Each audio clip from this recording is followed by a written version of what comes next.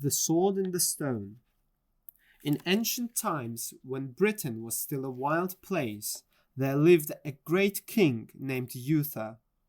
After many years, Uther defeated the invading barbarians and drove them from the land. For this triumph, British lords proclaimed him their king, or Pendragon, meaning dragon's head. Soon after his coronation, Uther Pendragon met and fell in love with the beautiful lady Igraine, a widow. Uther had killed her husband in a battle.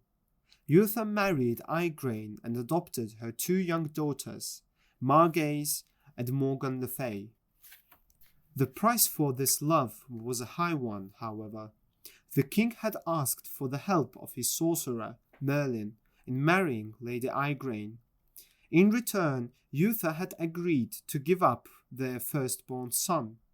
Merlin had foreseen danger and felt that he alone could protect a young heir in the dangerous times ahead. Before long, a beautiful boy child was born, but the joy of the birth was brief, for Merlin soon appeared to take the child away. "But the child was just born," exclaimed Uther. "How did you find out so quickly?" Silently, the old sorcerer led the king to a balcony and pointed upward. There was a great dragon formed by the stars. Its vast wings arched over the country. "You see by this sign, my lord, that it is not I who calls for your son, but destiny." Sadly, the king gave up his son, for Merlin convinced him that the child's great future was threatened.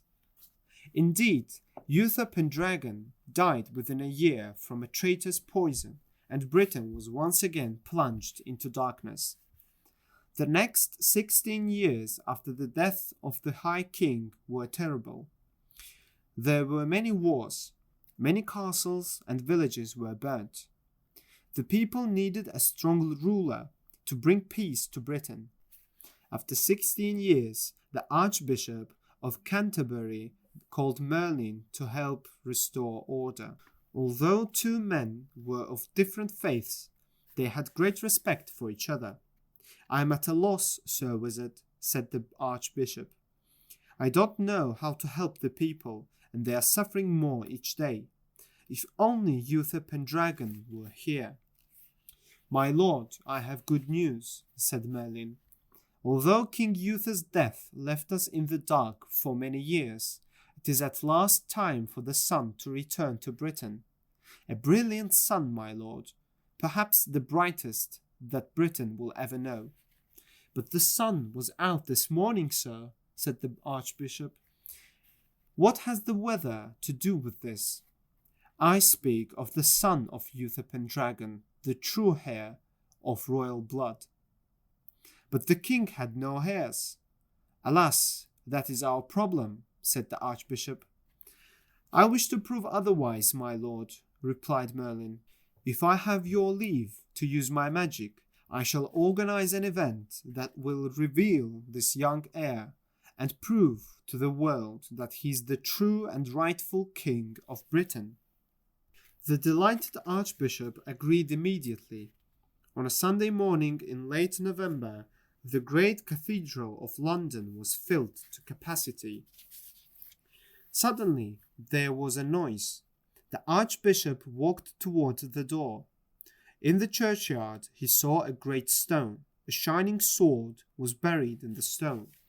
On the stone, they saw these words written in gold letters: "Whoever pulls this sword out of the stone is the rightful king of Britain." "Ah, so this is Merlin's plan," thought the Archbishop, smiling to himself. A group of barons and knights suddenly pushed their way through the crowd, each stating loudly that he should be the first to try. All the knights tried to pull the sword out of the stone. They pulled it with all their might, but no one could do that.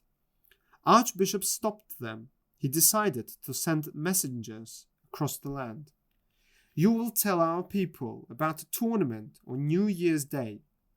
Everyone can try to pull the sword out of the stone, the archbishop said. To all parts of the kingdom, messengers rushed out carrying the archbishop's proclamation. Every castle and village was alerted, from Sussex to Cornwall and finally to the dark forest of Wales. There lived a gentle knight by the name of Sir Hector Bonmaison, with his 2 sons. The elder was a handsome, robust youth, recently knighted and now known as Sir Kay. The younger was a gentle blonde lad of about 16 whom Sir Hector and his wife had adopted as an infant. His name was Arthur. Although Arthur was not of his blood, Sir Hector loved both sons equally and devoted himself to their upbringing. Sir Kay was the first to hear the news of the great event in London, for as usual he was in the courtyard polishing his helmet when the messenger arrived. "A tournament! At last, a tournament!" he shouted. "We must set out for London at once. Father, you know what this means to me." "Yes, son, I do," said Sir Hector, bringing the weary messenger a bowl of food.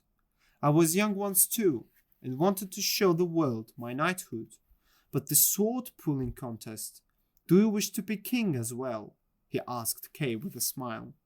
"To prove myself on the field of battle is my dream," said Kay. "Please remember that, my son," said Sir Hector. "Pursuing one's goals with integrity is all that matters. Now go find Arthur so that we may prepare to leave. London is a long way off." Arthur had wandered off alone, as he often did after finishing his chores. He was as devoted as ever to being a good squire for his brother. But after all, Kay was Sir Kay now, and he rarely had anything to say to his young brother except to bark orders at him. Arthur didn't mind though. He was happy just to watch Kay practice and to dream of someday riding beside him in battle. He was in the woods now when Kay came through the meadows to find him. "Arthur, come quickly," he shouted. "We're leaving for London at once. There's a big tournament. Here's your chance to show me what a good squire you can be. Hurry!" Arthur stood silently for a moment. He had never been more than a few miles from his home. Was he daydreaming? Or was he really going to London to help Sir Kay bring honor and glory to their family as the whole world looked on? He ran back home, doubting his own ears. He reached the courtyard and saw Sir Hector preparing their horses for the journey. All of Britain seemed to be making its way to London town that Christmas. Kings and dukes, barons, counts and countesses set out for the great contest. Sir Hector was pleased to see old friends and fellow knights. Sir Kay was eager to register for the contest. As Sir Hector and his sons made their way through the city streets, a glint of sunlight on steel caught Arthur's eyes. How odd, he thought. A sword in the stone, surrounded by guards. London is so full of wonders. At dawn, all contestants were called to the tournament. In Sir Hector's tent, Arthur prepared Kay for the tournament. Sir Hector stood and watched his son. Silently they embraced, mounted their horses, and headed for the tournament grounds. The stadium for the event was the grandest ever built. Never had there been so many lords and ladies in the history of England. In the central place of honor sat the archbishop. Patiently he greeted each king and noble as they came to kiss his hand. I should do this more often, he chuckled to himself. The first event was the mock battle. The contestants were divided into two teams, the Reds and the Greens. Sir Kay was with Reds, who gathered at the southern end of the field, while their opponents took the north. Everyone looked at the archbishop for a signal. Slowly he raised his handkerchief, paused, and lowered it. From either end of the field, thousands of horse hooves shook the ground. The audience gasped, and a few ladies fainted. Sir Kay unseated 2 of the greens. The next round would be with swords. Sir Kay was appointed captain of his team for having done so well in the first round. Sir Kay went to Arthur. "I need my sword, Arthur," he said, taking his helmet off. "Your sword, of course," said Arthur. He turned to get it, but then stopped suddenly. Where was the sword? He scanned the little tent with its collection of weapons, spear, halberd, mace, but no sword. "Excuse me, Kay," said Arthur. "Could you use a battle axe?" "Arthur, please, my sword," said Sir Kay. "We haven't much time." "Of course, Kay, but just a moment. I'll finish polishing it," said Arthur, slipping out through the slit in their tent. Quickly he landed on his pony's back and galloped back to their camp. "Sword, sword, where did I put that sword?" he said to himself, desperately searching through the chests and bags, but to no avail. How could this happen, he thought. Kay without a sword, and the whole world is watching. Then a thought struck him.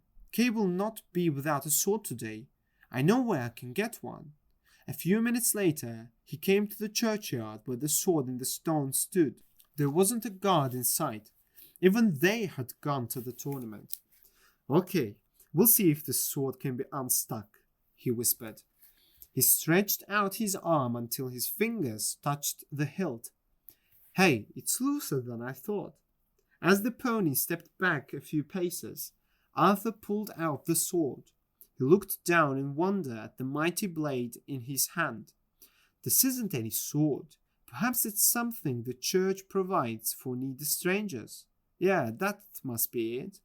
Well, I'll return it after the tournament. Someone else may need it. Thank you, sword, for saving me, he said, pressing its cross to his lips. He hid the great sword under his cloak and drove his little horse back to the tournament with lightning speed. Arthur, where have you been? Sir Kay shouted. You... He caught himself as Arthur dropped to one knee and opened the cloak. Your sword, my lord, Arthur said, smiling. But his smile quickly disappeared when he saw Sir Kay's reaction. Frozen in place, his face white as milk, Sir Kay stared at the sword. Finally spoke. Where did you get this? He asked Arthur, although he knew the answer. Arthur confessed that he had searched in vain for Sir Kay's sword and had borrowed this one instead. Get father at once, and tell no one of this, said Sir Kay sternly. Arthur thought he must be in terrible trouble. Surely he could return the sword without his father knowing. Why did father have to be told? Nevertheless, he obeyed his brother and returned with Sir Hector. Sir Kay closed the curtains of the tent and opened the cloak, showed the sword to his father. Sir Hector gasped when he saw it. How can this be? Father, I am in the possession of this sword, said Sir Kay nervously. That is what matters. Therefore, I must be king of all Britain. But how came you by it, son? Asked Sir Hector. Well, sir, I needed a sword, and we couldn't find mine. So I decided to use this one, said Sir Kay. Beads of sweat formed on his brow. Very well. You drew it out of the stone. I want to see you put it back. Let's go, said Sir Hector. But I have the sword, said Sir Kay. Isn't that enough? No, replied Sir Hector, as he mounted his horse and headed towards the cathedral. Arthur rode behind, and ever so slowly Sir Kay mounted and followed. The churchyard was still deserted when the three arrived. Put the sword back in the stone, said Sir Hector. I must see it. Father, just do it, Kay, and you shall be king, if that's what you want. Sweat was now pouring off him. He raised the mighty sword over his head and plunged it downward, but the sharp point skidded across the surface of the stone, causing Sir Kay to fall headfirst. Now, son, tell me, How came you by this sword? Asked Sir Hector again. Arthur brought it to me, said Sir Kay. He lost my other one. Suddenly a fear gripped Sir Hector's heart. Arthur, my boy, he said quietly, will you try it for us? Certainly, father, said Arthur, but do we have to tell anyone about this? Son, please, said Sir Hector solemnly. If you can put the sword in that stone, please do now. The lad took the sword from Sir Kay's hand and went slowly to the stone. Raising it with both hands over his head, he thrust it downward through the stone, burying the point deep within the stone. Effortlessly he pulled it out again, glanced at his stunned father, and shoved the sword into the stone, even deeper this time. Sir Hector shrieked and sank to his knees. His mouth moved, but no words came out. He put his hands together as in prayer. Silently, Sir Kay knelt and did the same. Father, what are you doing? Cried Arthur, leaping down from the stone. Please get up, I don't understand. Now I know, said Sir Hector, choking back tears. Now I know who you are. I'm your son, father, said the bewildered lad, crouching down by his father, putting his head to Sir Hector's chest. After a few deep breaths, Sir Hector regained his composure. He smiled sadly down at Arthur and stroked his head. Look there behind you, my son. He pointed to the gold lettering on the stone, which stated the purpose of the sword and the stone. Arthur sat in silence and stared at the words on the stone. Although you were adopted, I have loved you like my own child, Arthur, said Sir Hector softly. But now I realize you have the blood of kings in you. You are now our king, and we are your faithful servants. At this, Arthur broke into tears. I do not want to be king. Not if it means losing my father, he sobbed. You have a great future before you, Arthur. There is no use avoiding it, said Sir Hector. Arthur wiped his eyes with his sleeve. He straightened up so he could look Sir Hector in the eyes. A few minutes passed. Very well, Arthur finally said slowly. Whatever my future may be, I am willing to accept it, but I still need you with me. Then, so it shall be, my son, so it shall be, said Sir Hector. They sat quietly for a time, comforting each other. Then from across the yard a figure appeared and knelt down beside them. Merlin, said Sir Hector, bowing his head to the famous enchanter. I have been waiting for you, Arthur, said the wizard. You know me, my lord? Asked Arthur. I put you in this good man's care many years ago, and have kept an eye on you ever since. How did you do that, sir? We live far from here. Oh, I have my ways, replied Merlin. But you still managed to surprise me. The sword-pulling contest is tomorrow, and you pulled it out today, he said with a smile. But what is to become of me now? Asked Arthur.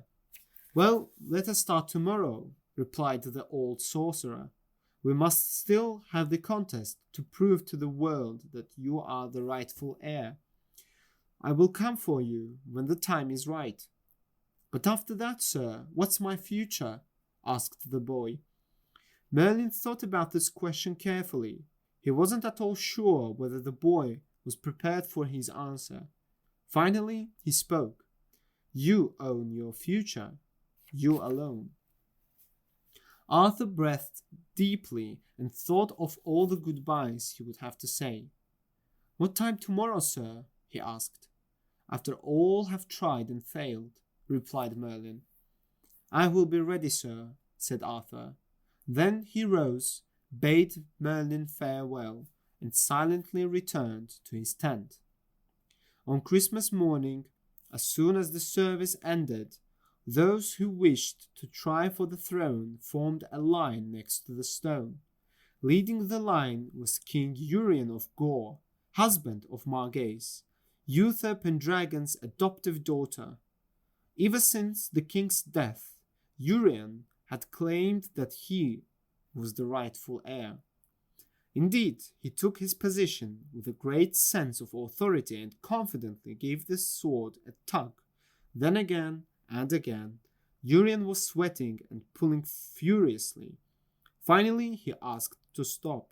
Next came King Lot of Orkney, husband to Morgan le Fay. King Lot felt certain that his wife's magical powers would assure his victory, but even though he pulled with all his might, he couldn't move the sword. After that, King Mark of Cornwall, King Leodegrance of Cameliard, and King Rience of North Wales all failed. The Dukes of Winchester, Colchester, Worcester, and Hampchester tried and failed.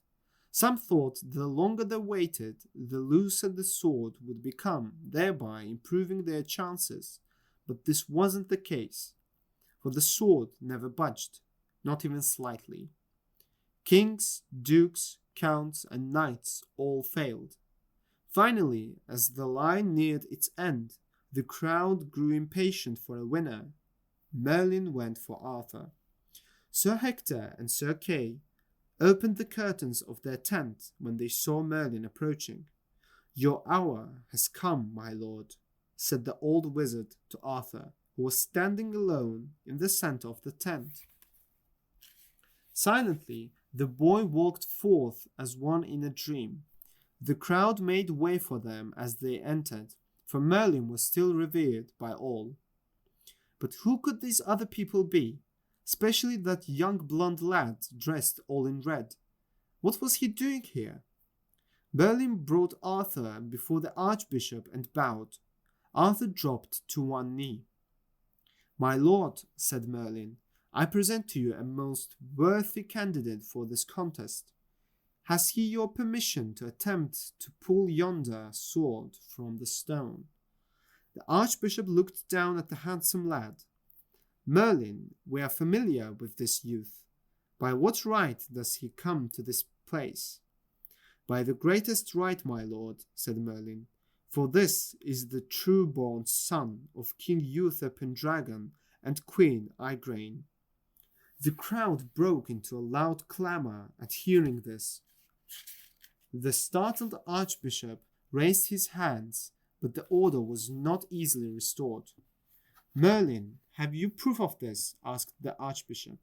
"With your permission, sir," said Arthur suddenly, "perhaps I can prove it by pulling out that sword in the stone."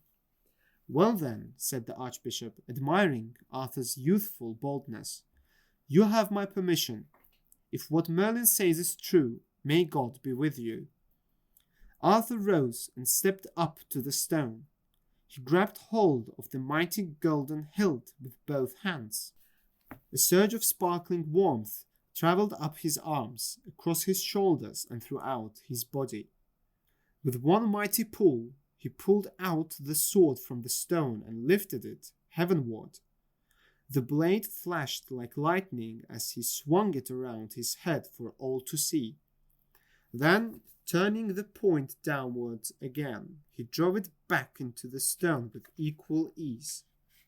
The entire gathering stood dumbstruck for a long moment, trying to comprehend what they had just seen.